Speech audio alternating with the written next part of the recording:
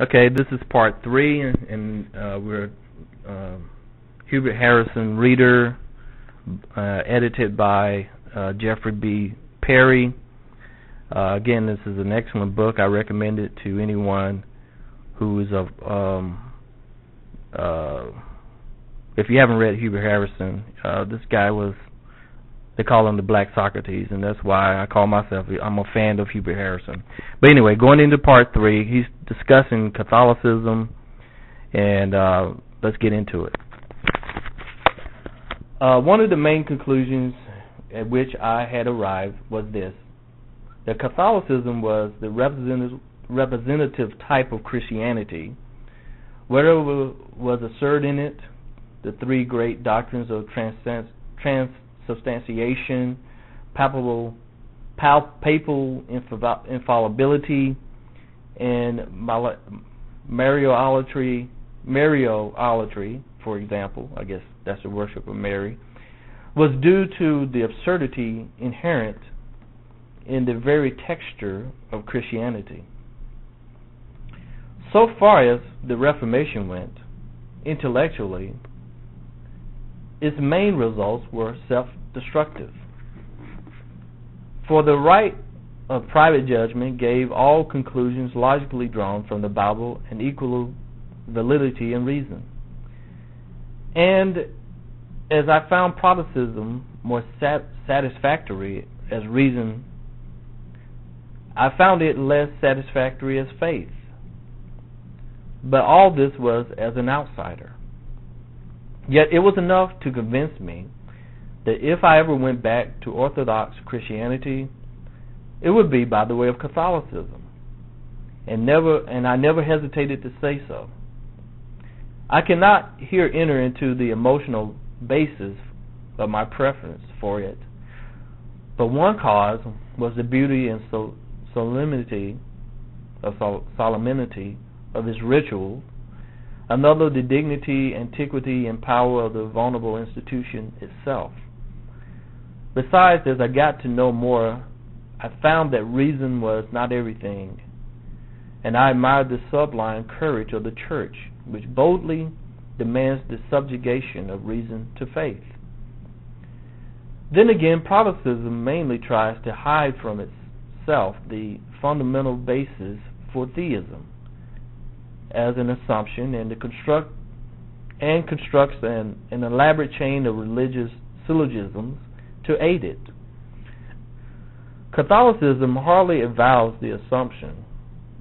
It says, believe, while Protestantism says believe because. Hence the difference. You couldn't mistake Joseph Butler's The Analogy of Religion, 1736, for a product of Catholicism. And as St. Paul in the 15th chapter of 1 Corinthians is the general prototype of your Protestant divine, appealing to logic, yet failing to see that logic gives the quietus to his call, to his case. As to utilitarian considerations that incline me to Catholicism, they are twofold: subjective and objective. I am one of those natures that are the better for being curbed. Intellectually, I range wherever I please, and that has its dangers. I sometimes think that to acknowledge some restraint would do me some good. Again, I think that I have a contribution to make to the world, and naturally I would have that as a as perfect as possible. For this, I should like to master the Latin language, to read it and write it as well as I do English. If I were a Catholic, I could obtain the great advantage of Jesuit training in Latin. And here, you will say, appears the cloven hoof, IBN. Suppose I sell myself for knowledge, suppress a few negative convictions.